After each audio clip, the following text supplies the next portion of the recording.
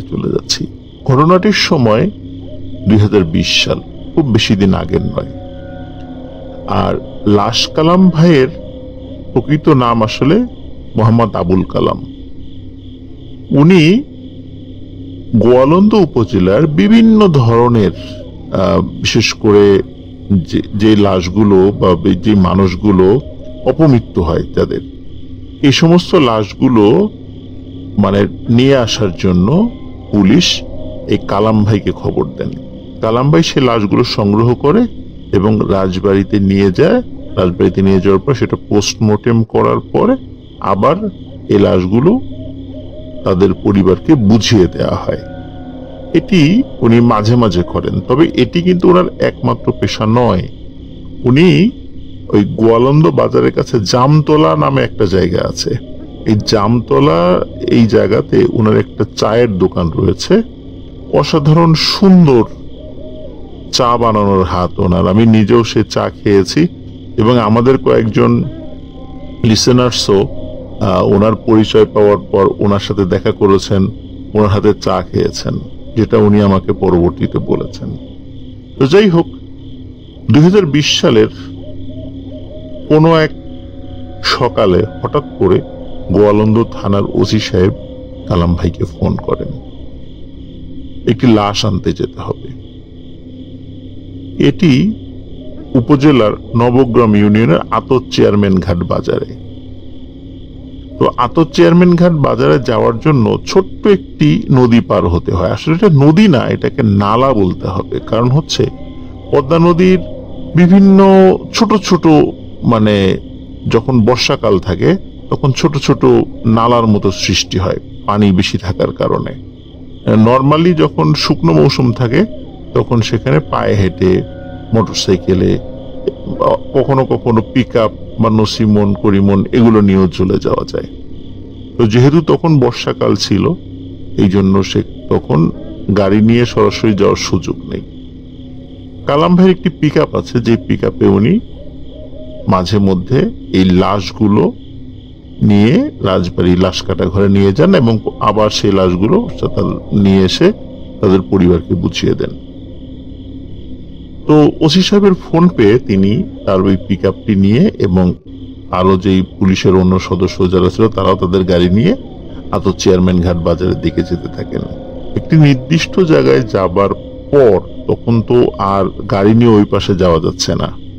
তখন পুলিশ সহ অন্যান্যরা যারা ছিলেন, কালাম ভাই ছিলেন, ওনারা একটি নৌকায় ওই ছোট্ট নালাটা পাড়ি দেন।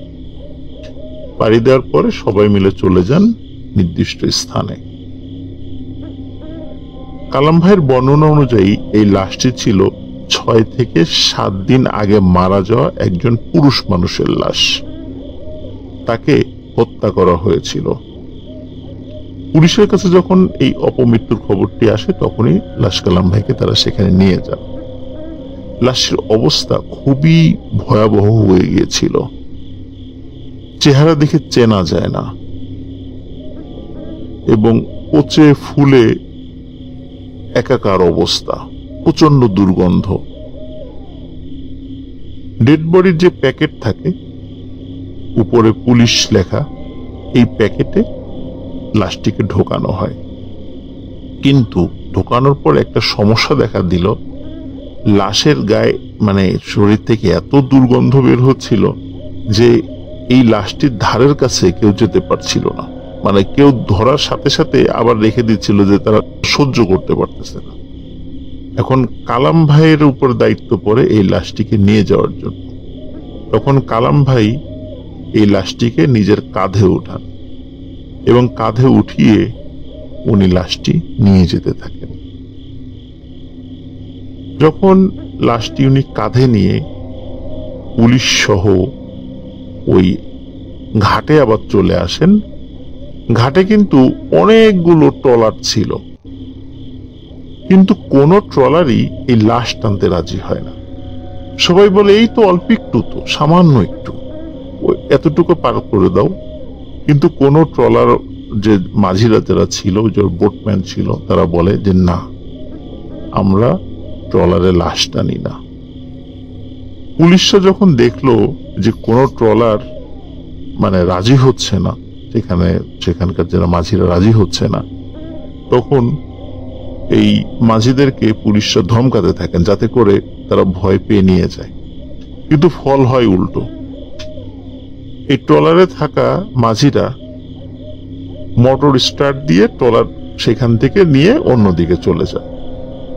সেখানে কোনো ট্রলার আর ছিল না বললেই চলে, একটি ট্রলার শুধু ছিল। এই ট্রলারের মালিক বা যিনি মাঝি ওই সময় যারা ছিলেন, তার সাথে আবার কালাম ভাইয়ের খুব সম্পর্ক ভালো ছিল।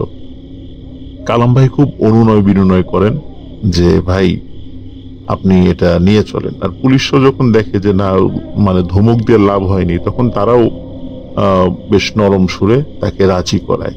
সে রাজি হয়। লাশটিকে নিয়ে সবাই নদী পার হয়। নদী পার হওয়ার পরে কালাম ভাইয়ের পিকআপে লাশটিকে তোলা হয় এবং কালাম ভাই রাজবাড়িতে চলে যান। রাজবাড়ি লাশ কাটা ঘরে পোস্টমর্টেম করার পরে আবার একই জায়গায় ফিরে আসেন এবং একই ট্রলারে নিয়ে গিয়ে ওই লাশটি তার পরিবারকে বুঝিয়ে দেন। দাফন কাফন শেষ হয়। কালাম ভাই সারাটা দিন এই লাশ নিয়ে ব্যস্ত ছিলেন। ওই দিন বাড়িতে ফিরতে তার বেশ রাত হয়ে যায়, রাত প্রায় 10টা কি 10:30 হয়ে যায়। উনি বাড়িতে ফিরে গোসল করে খাওয়া দাওয়া করে এশার নামাজ পড়ে শুয়ে পড়ে। রাত তখন প্রায় 1টা কি 1:30 আনুমানিক। উনি আমাকে এক্সাক্ট সময় বলতে পারেননি, আনুমানিক একটা সময় বলেছিলেন। উনি বলছেন হঠাৎ দরজায় টোকার শব্দ, ঠক ঠক ঠক ঠক শব্দ করে বলছে, কালাম ভাই বাড়িতে আছেন? কালাম ভাই। তখন কালাম ভাই কিন্তু একদম ঘুম ঘুম চলে আসছে, কারণ সারাটা দিন ওনার অনেক পরিশ্রম হয়েছে। তো কালাম ভাই ভিতর থেকে বলে ওঠে, কে? তখন বাইরে থেকে বলে ওঠে, আমি। কালাম ভাই বলে ওঠে, আমি কে? তখন বাইরের থেকে ওই কণ্ঠস্বরটি বলে ওঠে, আমাকে চিনতে পারছেন না? আমাকেই তো নিয়ে আজকে সারাদিন ব্যস্ত ছিলেন, আমাকেই তো টানাটানি করলেন। আমি এসেছি আপনার সাথে দেখা করতে। তখন কালাম ভাই চিন্তা করেন, এত রাত্রে কে এই রসিকতা করছে, কাকে নিয়ে আজকে সারাদিন ব্যস্ত ছিলাম। উনি আসলে মানে বিষয়টা বুঝতে পারছেন না শুরুর দিকে। তখন বলে যে, কে রে তুই, কাকে নিয়ে সারাদিন ব্যস্ত ছিলাম? তখন ওই কণ্ঠস্বরটি বলে ওঠে, আজকে সারাটা দিন যে লাশ নিয়ে ব্যস্ত ছিলেন, আমি সেই লাশ, আপনার সাথে আমি দেখা করতে এসেছি। কালাম ভাই তখন খুব বিরক্ত হন, চিন্তা করেন এত রাত্রে আমার সাথে রসিকতা করার জন্য কে আসলো এখানে। তার স্ত্রী তখন কিন্তু এই কথোপকথন শুনছে, বাইরের ওই শব্দ তিনিও শুনছিলেন, তারও ঘুম ভেঙে যায়। তখন কালাম ভাই বলেন যে তুমি থাকো, তার স্ত্রীকে বলে যে তুমি থাকো, আমি দেখে আসি বাইরে আসলে কে আমাকে ডাকাডাকি করে, এত রাত্রে কে ডিস্টার্ব করে আমাকে, কে এই রসিকতা করছে, ঠাট্টা মশকরা করছে। তখন কালাম ভাই দরজা খুলে বাইরে বের হন। তিনি শুরুতে বাইরে কাউকে দেখতে পান না, কিন্তু বাইরে কাউকে দেখতে না পেলেও ওনার বাড়ির উঠোনে অদ্ভুত একটি জিনিস দেখতে পান। উনি দেখেন উঠোনের উপরে, মানে শূন্যের উপরে প্রায় 12-13 হাত উঁচুতে একটি কালো মেঘের মতো দেখা যাচ্ছে। মেঘ যেমন আমরা আকাশে দেখি তুলোর মতো দেখা যায়, আবার কালো মেঘ যেমন দেখা যায়, ঠিক এরকম কালো মেঘের একটা টুকরো উঠোনের উপরে ভাসছে, শূন্যের উপরে।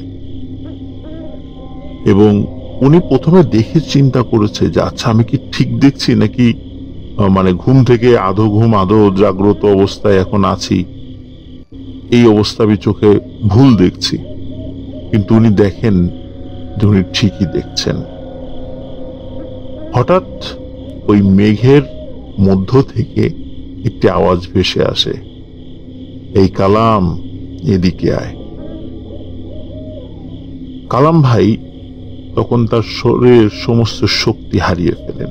কালাম ভাই কিন্তু এমনিতে অনেক সাহসী একজন মানুষ, কারণ উনি রাত নাই দিন নাই যেভাবে লাশ টানেন, সাহস না থাকলে এটা সম্ভব নয়। আরো একটি বিষয় বলে রাখি, কালাম ভাই কিন্তু কোনো ধরনের কোনো নেশা করেন না। উনি চমৎকার একজন মানুষ, খুব ভালো একজন মানুষ, নামাজ কালাম পড়েন। উনি কোনো ধরনের নেশা করে লাশ টানেন না। তো যার কারণে এলাকায় ওনার একটা খুব ভালো নাম ডাক আছে। কিন্তু যেহেতু এক নামে চেনার জন্য, কালাম নামে আরো অনেকেই আছে, এই জন্য সবাই তাকে লাশ কালাম নামে চেনে। তো উনি তো মানে চিন্তা করেছে যে কি ব্যাপার, এভাবে আমাকে ভিতর থেকে ডাকছে। তো উনি আসলে খুব ভয় পেয়েছেন ওই সময়। এমনিতে কখনো লাশ টানাটানি করতে গিয়ে ভয় না পেলেও ওই সময় উনি মারাত্মক ভয় পান। তখন হঠাৎ উনি আরো দেখেন যে ওই মেঘের ভেতর থেকে কিছু একটা জিনিস বাইরে বের হয়ে আসছে, এবং ওনার ঘরের বারান্দায় কিন্তু লাইট ছিল এবং লাইটের আলো ছিল। এমনটা নয় যে অন্ধকারে বা চাঁদের আলোতে উনি দেখছেন, বিষয়টা এরকম নয়। উনি ওই লাইটের আলোতে স্পষ্ট দেখতে পাচ্ছেন যে যেই জিনিসটি ওই মেঘের মধ্য থেকে বের হয়ে এসেছে সেটি আর কেউ নয়, সত্যি আজকে যে লাশটি নিয়ে উনি সারাটা দিন কাটিয়েছেন, টানাহেচড়া করেছেন, এটি সেই লাশ। ওই লাশটি আস্তে আস্তে কালাম ভাইয়ের কাছে চলে আসে, কিন্তু কালাম ভাই তার শরীরের সমস্ত শক্তি হারিয়ে ফেলেন। উনি সেখান থেকে দৌড়িয়ে পালাতেও পারছেন না, নড়াচড়াও করতে পারছেন না, শুধু এক দৃষ্টিতে তাকিয়ে আছেন। ওই অবয়বটি তার যত কাছে আসছে তত ভয় পান উনি, এবং একটা সময় আর উনি ওনার সেন্স ধরে রাখতে পারেননি, অজ্ঞান হয়ে পড়ে যান। ওইদিকে ঘরের ভেতর থেকে তার স্ত্রী চিন্তা করে কি ব্যাপার, 5-7 মিনিট হয়ে যাচ্ছে, কোনো সারা শব্দ নাই। উনি আবার দেখার জন্য ঘরের বাইরে বের হন। ঘরের বাইরে বের হয়ে দেখেন কালাম ভাই উঠোনের উপর অচেতন অবস্থায় পড়ে আছে। উনি বাড়ির অন্য সদস্যদেরকে ডাকাডাকি করেন, তারা উঠে আসে, কালাম ভাইকে ধরাধরি করে ঘরে নিয়ে যাওয়া হয়। তার জ্ঞান ফিরলেও উনি প্রচন্ড অসুস্থ হয়ে পড়েন এবং ফরিদপুর মেডিকেলে বেশ কিছুদিন উনি ভর্তি ছিলেন। এই ঘটনার পরে কালাম ভাই আমাকে ফোন করেন। ফোন করার পরে তিনি আমাকে এই ঘটনাটি খুলে বলেন এবং এই ঘটনাটি প্রচার করতে বলেন। প্রিয় লিসেনার্স, এটি ছিল কালাম ভাইয়ের সাথে ঘটনা, কিন্তু তার মানে এই নয় যে এই একটি ঘটনাই কালাম ভাইয়ের সাথে ঘটেছে। কালাম ভাইয়ের ভাষ্য অনুযায়ী উনি যত লাশ এ যাবৎকাল পর্যন্ত টেনেছেন বা নিয়েছেন বা যাদের সাথে দেখা হয়েছে, যে লাশগুলোর সাথে, বিশেষ করে এই এই লাশগুলো লাশ কাটা ঘরে নেয়ার জন্য যে সমস্ত লাশগুলোর সাথে তার দেখা হয়েছে, উনি নাকি যখন রাত্রে একা একা হেঁটে যান, এই প্রত্যেকটি লাশ উনি দেখতে পান যে তারা সবাই তার সাথে সাথে হাঁটছে। এটি আমার কথা নয়, এটি কালাম ভাইয়ের কথা।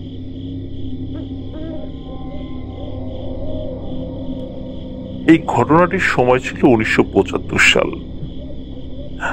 শেখ জাহিদুল ইসলাম সুমন ভাইয়ের শ্বশুর, যিনি একজন পেশায় হোমিওপ্যাথি চিকিৎসক ছিলেন, তার চেম্বার ছিল খুলনার বসুরহাট নামক একটি জায়গায়। ওনার বাসা ছিল খুলনার মোহাম্মদনগরে। উনি প্রতিদিন সাইকেল চালিয়ে কল্লামারি ব্রিজ পার হয়ে বসুরহাট নামক ওই জায়গায় ওনার চেম্বারে যেতেন। সালের কোনো এক রাতে হঠাৎ ওনারই পরিচিত একজন ব্যক্তি যিনি আসেন, এসে একজন রোগীকে দেখার কথা বলেন। ওই পরিচিত ব্যক্তির খুবই নিকট আত্মীয় ছিল সেই রোগী। এখন যেহেতু ওনার ওই সময় চেম্বার বন্ধ করার সময় হয়ে গিয়েছিল, উনি বাড়িতে চলে আসবেন। তারপরও যেহেতু পরিচিত মানুষ, না গেলেও কেমন লাগে, তো উনি যান সেখানে। কিন্তু রোগীর অবস্থা স্বাভাবিক ছিল না, যার কারণে সেই রোগীকে সেবা শুশ্রূষা করে ওষুধ টষুধ দিয়ে আসতে দেরি হয়। ওষুধ দিয়ে আসতে বোঝাচ্ছি, উনি ওই রোগীকে দেখে আবার দোকানে এসেছিলেন। দোকানে এসে আবার ওষুধপত্র নিয়ে আবার সেই রোগীর কাছে যান, তারপরে আবার দোকানে ফিরে আসেন। এই কারণে বেশ একটি সময় চলে যায় এখানে। উনি যখন ফাইনালি দোকান বন্ধ করেন, তখন রাত ঘড়ির কাঁটায় ঠিক 1টা বাজে। উনি প্রতিদিনের মতো সাইকেল নিয়ে ফিরে আসছিলেন। আসলে 1975 সালের দিকে ওই সময়ে রাত 1টা মানে যে কত রাত, মানে এখনো সেটা অনেক রাত, কিন্তু এখন যেরকম আলোয় আলোকিত থাকে চারদিকে, রাস্তার পাশে ল্যাম্প পোস্ট রয়েছে, তখন কিন্তু এমনটা ছিল না। উনি বাইসাইকেল নিয়ে আসছেন। আস্তে আস্তে গল্লামারি যে ব্রিজটি রয়েছে, ওই সময় ওই জায়গাতে যে ব্রিজটি ছিল, সেই সময়টাতেই ওই ব্রিজের বয়স ছিল প্রায় 100 বছর। আমাকে যেভাবে শেখ জাহিদুল ইসলাম সুমন ভাই বলেছেন আর কি। আর যারা খুলনার আছেন তারা হয়তোবা এই জায়গাটার ইতিহাস আপনারা জানেন। তো ওখানে যখন ব্রিজের উপরে উনি সাইকেল নিয়ে উঠছেন, হঠাৎ করে মনে হলো কেউ একজন সাইকেলটা পিছন থেকে টেনে ধরেছে। মানে উনি উঠতে পারছেন না, ওনার পায়ের জোরে কুলাচ্ছে না, ওনার পা অবশ হয়ে যাচ্ছে, এমনটা মনে হচ্ছিল আর কি। তো উনি যে কাজটি করেন, উনি পিছন দিকে তাকান, দেখেন যে না, কেউ নাই। উনি সাইকেল থেকে নেমে যান, নেমে সাইকেলটা ঠেলে ব্রিজের উপরে উঠান। এখন যখনই ব্রিজ থেকে আবার ঢালুর দিকে নামবেন, তখন উনি হঠাৎ একটা ভয়ানক জিনিস দেখতে পান। উনি দেখেন ঠিক অপোজিট পাশে প্রায় 30 থেকে 40 ফুট লম্বা মানুষের আকৃতির একটি ছায়া মূর্তি দাঁড়িয়ে আছে। ওনার হাতে কিন্তু টর্চ ছিল, কিন্তু উনি টর্চটি জ্বালাতে পারছিলেন না। কারণ হচ্ছে ওনার হাত পা সবকিছু মনে হচ্ছে অবশ হয়ে গেছে। উনি চাইছিলেন সাইকেলটি ঘুরিয়ে আবার বসুরহাটের দিকে ফিরে যেতে, সেটা উনি পারছিলেন না, কারণ ওনার শরীর চলছিল না। ওই 30-40 ফুট লম্বা মানুষের মতো আকৃতির ওই জিনিসটি সুমন ভাইয়ের শ্বশুরের দিকে তাকিয়েছিল। চাঁদের আলোতে তিনি স্পষ্ট বুঝতে পারছিলেন। সবচেয়ে ভয়ানক ব্যাপার হচ্ছে যে সুমন ভাইয়ের শ্বশুর, উনি নড়তেও পারছিলেন না, চড়তেও পারছিলেন না। আর ওই দিকে ওই ভয়ানক প্রাণীটি, সেও কোনো কথাও বলছিল না, সে এগিয়েও আসছিল না, পিছিয়েও যাচ্ছিল না। সুমন ভাই শ্বশুর দোয়া কালাম পড়তে থাকেন, এবং পড়তে পড়তেই একটা সময় উনি সেন্সলেস হয়ে পড়ে যান। যখন ওনার জ্ঞান ফেরে, তখন উনি নিজেকে আবিষ্কার করেন তার নিজের বাসায়। কারণ উনি সেন্সলেস হয়ে যখন পড়েছিলেন, ভোরের দিকে ওই দিক দিয়ে যখন লোকজন যাচ্ছিলেন, উনি যেহেতু হোমিওপ্যাথি ডাক্তার, বেশ পরিচিত একজন মানুষ ছিলেন, এই কারণে লোকজন উদ্ধার করে ওনাকে বাড়িতে দিয়ে যায়। এই ঘটনার পরে উনি কিন্তু দীর্ঘদিন অসুস্থ ছিলেন, খুব সিক হয়ে যান, মেডিকেল ট্রিটমেন্ট করানো হয়, শেষ পর্যন্ত ঝাড়ফুঁকে উনি সুস্থ হয়ে ওঠেন। এরপর থেকে সবকিছু স্বাভাবিকভাবেই চলছিল, এবং তার সাথে দীর্ঘ সময় আর কোনো ঘটনা ঘটেনি। কিন্তু প্রিয় লিসেনার্স, ঘটনা তো এখানে শেষ নয়। আমাদেরকে এই ঘটনার পরে চলে যেতে হবে প্রায় 30 বছর, তার মানে 2005 সাল। 1975 সালের পরে 2005 সাল। শেখ জাহিদুল ইসলাম সুমন ভাই, ওনার একজন শ্যালক রয়েছেন, তার নাম হচ্ছে আলামিন ভাই। আলামিন ভাই খুব সুন্দর বাঁশি বাজান। উনি রাতের বেলা নির্জন স্থানে বাঁশি বাজানোর জন্য চলে যেতেন। তো উনি যেই জায়গাটাতে 2005 সালের এক অমাবস্যা রাতে বাঁশি বাজাতে গিয়েছিলেন, এবং ওখানে মাঝে মাঝে উনি যেতেন বাঁশি বাজাতে। ওই দিনই যে ওই রাত্রে যে গিয়েছিলেন বিষয়টা এমন নয়, উনি মাঝে মাঝে সেখানে যেতেন। তো সাধারণত অমাবস্যা পূর্ণিমাগুলোতে এভাবে কোনো হন্টেড জায়গাগুলোতে বাঁশি বাজানোর জন্য বা যে কোনো কারণে যাওয়া উচিত নয়, কারণ উনি যেই জায়গাটাতে গিয়েছিলেন সেই জায়গাটির নাম ছিল আন্দির ঘাট। যেই জায়গাটি খুলনার রায়ের মহল এবং বয়রা বাজারের মধ্যবর্তী একটি জায়গায়। এই আন্দির ঘাটে উনি যেই জায়গাটাতে বসে বাঁশি বাজাচ্ছিলেন, এর পাশেই রয়েছে ছোট্ট একটি পুকুরের মতো, আর পুকুরের ঠিক অপোজিট পাশেই রয়েছে একটি শ্মশান।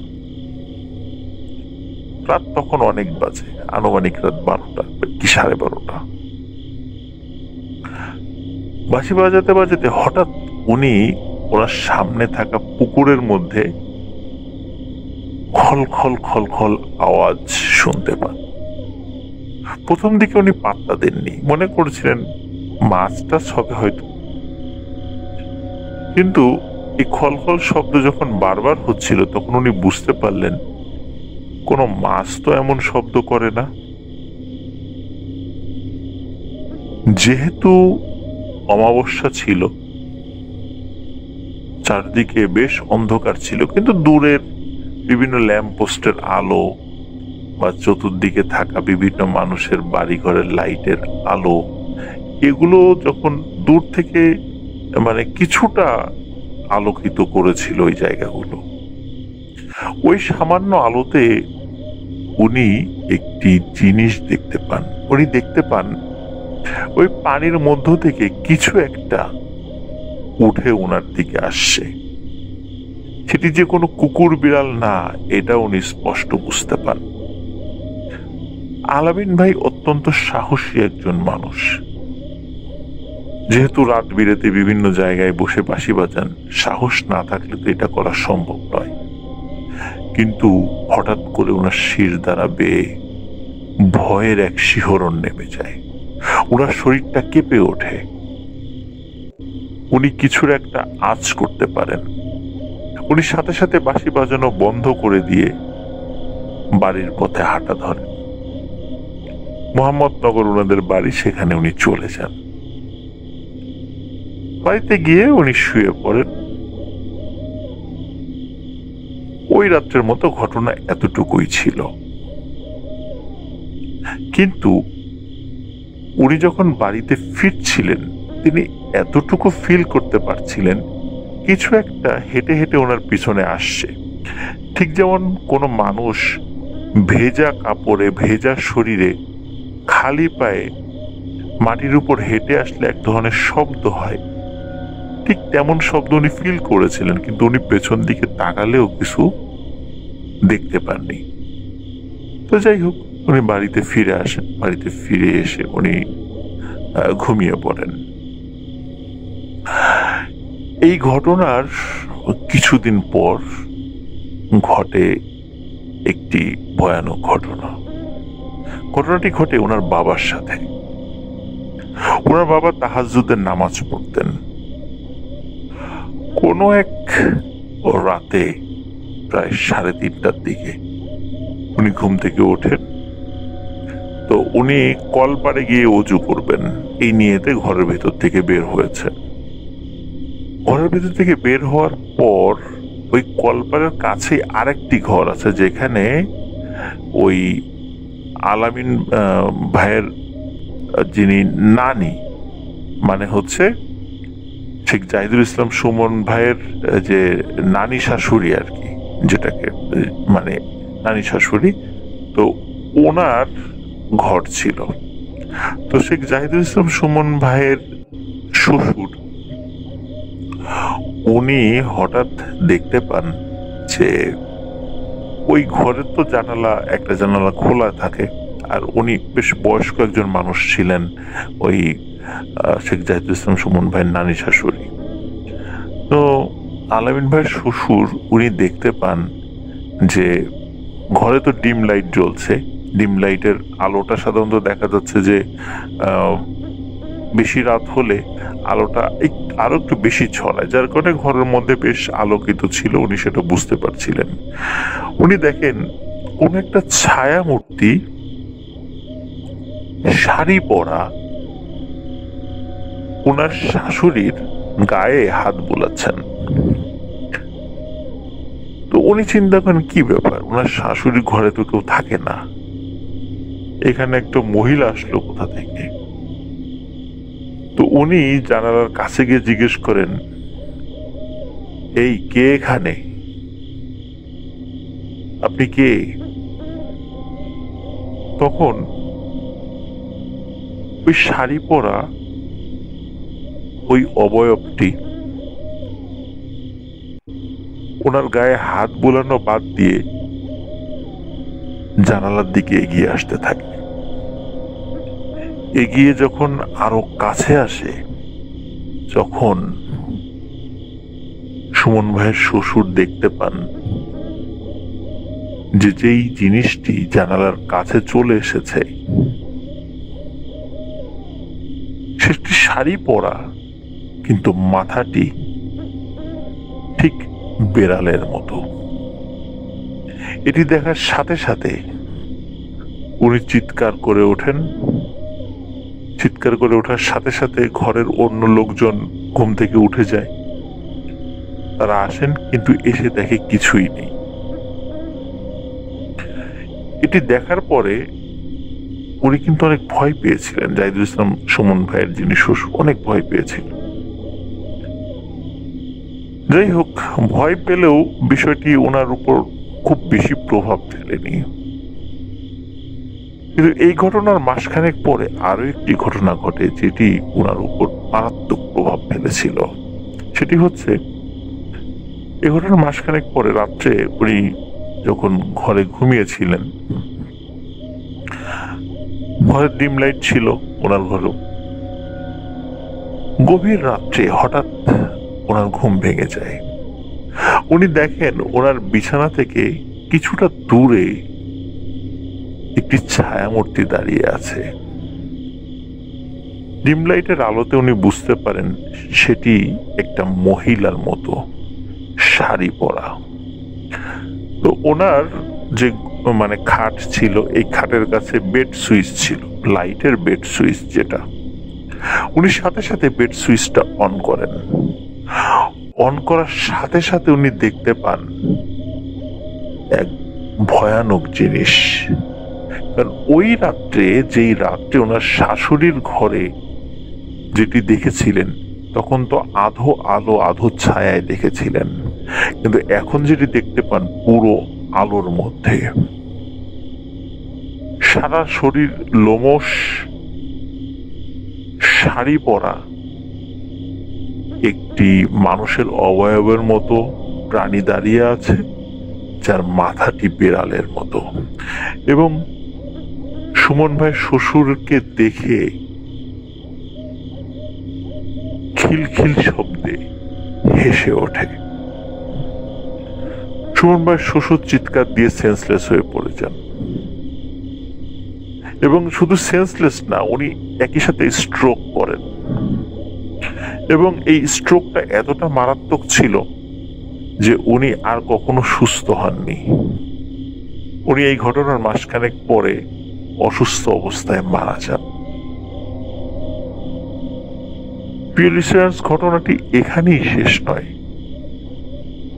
ঘটনাটি আরো রয়েছে। সেটি হচ্ছে, সুমন ভাইয়ের বাবার মৃত্যুর পর ওনার যেই শ্যালিকা এবং ওনার ওয়াইফ, তখন তো ওনার মানে বিয়ে হয়নি, তো ওনার ওয়াইফ এবং শ্যালিকা এক রাত্রে খুব গরম ছিল, তো খাটের উপর শুয়ে খুব গরম লাগছিল। ওনারা কি করেন, ওনারা ফ্লোরে বিছানা করে শুয়েছিলেন দুই বোন। রাত যখন অনেক হয়ে গিয়েছে, তখন হঠাৎ সুমন ভাইয়ের ওয়াইফের যে বোন, তিনি হঠাৎ মানে ওনার পাশে যে সুমন ভাইয়ের ওয়াইফ শুয়েছিলেন তাকে ডেকে ওঠান যে এই ওঠ ওঠ, দেখ খাটের নিচে কি যেন একটা দেখা যাচ্ছে। সুমন ভাইয়ের ওয়াইফেরও ঘুম ভেঙে যায় ডাকাডাকিতে। তো উনি চোখ কসলাতে কসলাতে বলেন কি হয়েছে। তখন পাশে থাকা ওনার বোন বলে যে দেখ খাটের নিচে কি যেন দেখা যায়। সাধারণত খাটের নিচে কিন্তু অন্ধকার থাকে, কিন্তু অদ্ভুতভাবে ওই খাটের নিচেও আলোকিত হয় কিছুটা, এবং ওনারা স্পষ্টভাবে দেখতে পান ওই খাটের নিচে শুয়ে আছে সেই শাড়ি পরা বিড়াল মাথার এক পিশাচ। এটি দেখে ওনারা চিৎকার করে ওঠেন। অন্য ঘর থেকে লোক চলে আসে, এসে তারা আর কিছু পায় না। স্বাভাবিকভাবে তাদের পাওয়ার কথাও নয়, কারণ অনেক লোক চলে আসলে এই অশরীরীগুলোকে আর দেখা যায় না। এরকম ভয়ানক ঘটনা যখন বারবার তাদের ঘরে ঘটছিল, তখন এক কবিরাজের কাছে তারা যান, গিয়ে পরামর্শ চান।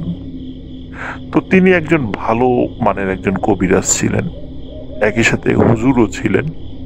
তো তিনি বলেন 1975 সালে সুমন ভাইয়ের শ্বশুর যখন সাইকেল নিয়ে ফিরছিলেন, তখন গল্লামারি ব্রিজের কাছে যে ভয়ানক প্রাণীটা দেখেছিলেন সেটি তার সাথে সাথে তাদের বাড়িতে চলে এসেছিল।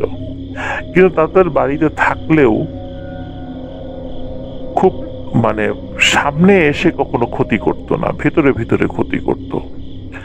কিন্তু 2005 সালে সুমন ভাইয়ের শ্যালক আলামিন ভাই, উনি যখন ওই আন্দিরঘাট নামক ওই জায়গা থেকে যখন ফিরে আসছিলেন, তখন ওই বেড়াল মাথার ওই পিশাচটি ওনার সাথে সাথে এই বাড়িতে চলে আসে, এবং চলে আসার পরে এই দুই পিশাচ মিলে এই বাড়িতে তাদের রাজত্ব কায়েম করার জন্য সবাইকে ভয় দেখাতে থাকে, যাতে এই বাড়িটা যাতে বিরান হয়ে যায়, এখানে কোনো মানুষজন না থাকে।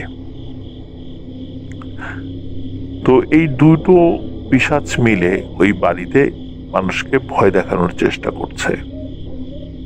তখন ওই ব্যক্তি উনি কিছু ট্রিটমেন্ট দেন, যার পরে এ সমস্ত ঘটনা অনেকটাই কমে যায়। এখনো কিছু কিছু ঘটনা ওই বাড়িতে ঘটেই চলছে।